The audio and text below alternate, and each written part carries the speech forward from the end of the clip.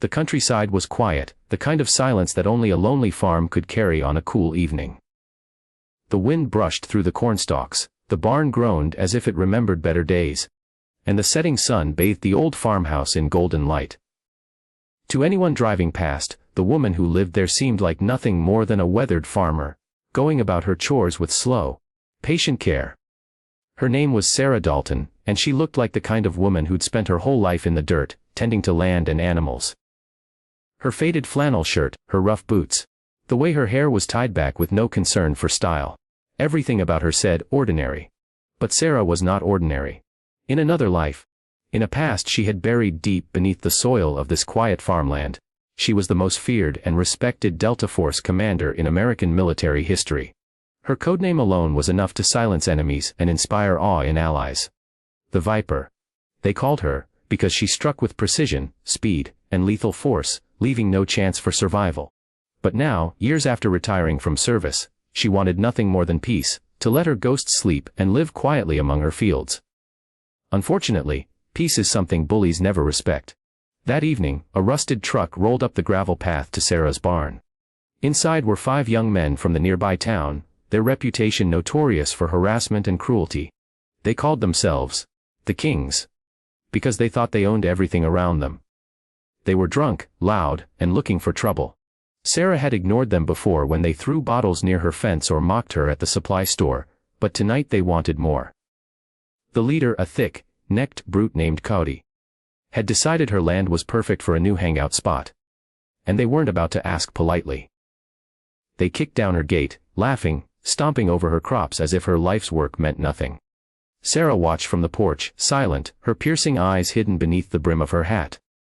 The boys thought they saw a weak woman living alone, an easy target to scare, to rob, to humiliate. But what they didn't know was that the blood pumping in her veins was colder than theirs could ever be. Sarah rose slowly, her movements calm, measured. "Can I help you boys?" she asked, her voice steady but firm. They laughed, jeering. Cody spat on the dirt. "Yeah, you can help us. By handing over your keys, your barn, and anything worth money. Consider it protection." The others cheered, one of them smashing a glass bottle against her fence. Sarah's eyes flickered, not with fear, but calculation. She'd spent decades in war zones reading people, spotting weakness, measuring timing. These boys weren't soldiers, they were reckless punks. But reckless punks with the arrogance to corner someone dangerous were just as lethal as trained enemies if underestimated. She needed to handle this carefully. She gave them one chance. "You've got 5 seconds to leave," she said softly. "Or you'll regret it." Her tone wasn't angry, wasn't loud. It was colder than the steel of a rifle barrel. They froze for a moment, confused by the confidence of a woman they thought weak. Then Cody sneered, waving his bat. "Or what? You gonna call the sheriff? Lady, you're all alone out here." The boys laughed again, circling closer. Sarah sighed, almost disappointed. She had given them a way out. Now she'd have to show them why she was called the Viper. With one swift motion, faster than their drunk eyes could process, Sarah snapped her broom handle in half, spinning the wooden shaft into her grip like a seasoned warrior. Before the nearest bully could blink, she jammed the stick into his ribs, knocking the wind from him. A second swing cracked against another's knee, dropping him into the dirt with a howl. Chaos erupted, and the bullies suddenly realized they weren't dealing with a harmless farm woman. Sarah's movements were surgical.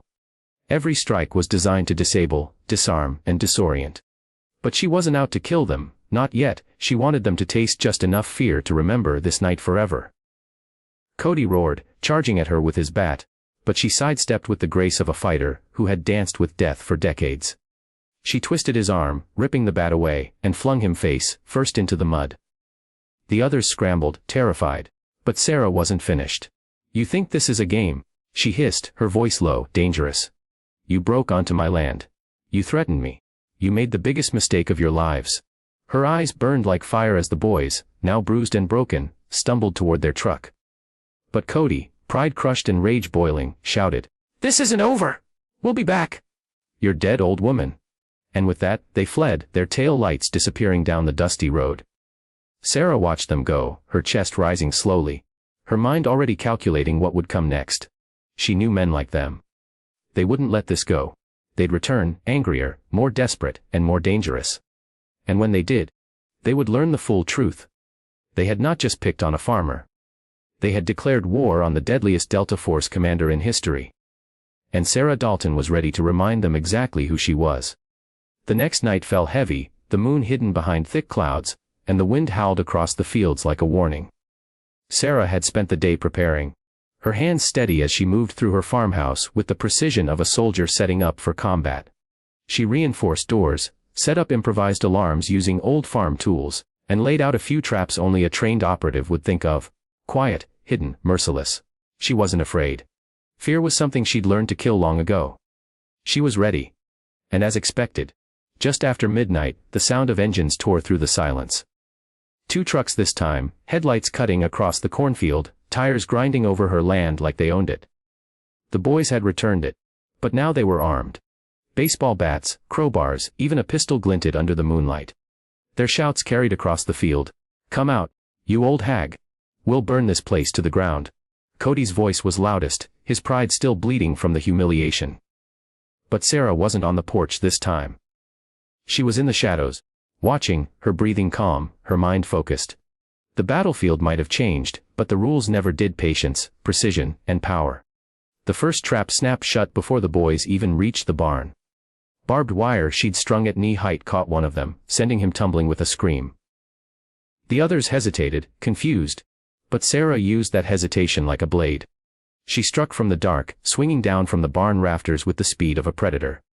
A boot to the chest, a knee to the jaw. 2 boys down in seconds, groaning in the dirt. Panic spread. "What the hell is she?" one of them shouted. Cody fired his pistol blindly into the night, the shots echoing, but Sarah moved like smoke, vanishing before they landed. She whispered from the shadows, her voice like a ghost. "I told you to leave." The boys spun in circles, terrified, their courage draining with every second. One tried to flee back to the truck, but Sarah cut him off, slamming the barn door shut and twisting his arm until the weapon dropped. Another trap. A rope snare. Tightened around a wrist. Dragging one screaming into the air. It was war, and Sarah was the commander. Cody was the last standing, rage and fear twisting his face. He waved the pistol desperately. "You're not scaring me. I'll kill you." Sarah stepped into the moonlight at last, her eyes burning, her stance unshakable.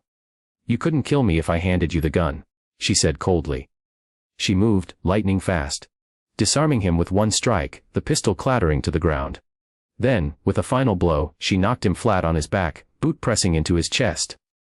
He looked up at her, gasping. And for the first time, he saw what she truly was.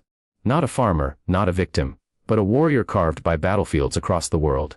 "Listen carefully," she said, her voice calm and lethal. "This farm is my home. You ever step foot here again, and you won't walk away. Spread the word. The viper still bites."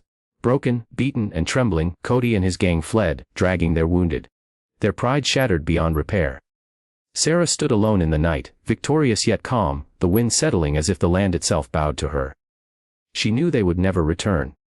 She had given them a lesson they would carry to their graves: never mistake silence for weakness, and never raid the home of a soldier who was born for war. Sarah returned to her porch. The stars finally breaking through the clouds, her farm safe once more. She sat down, exhaling, letting peace wash back over her. She wasn't just a farmer, she was Sarah Dalton. The most deadly Delta Force commander in history. And even in retirement, some legends never fade.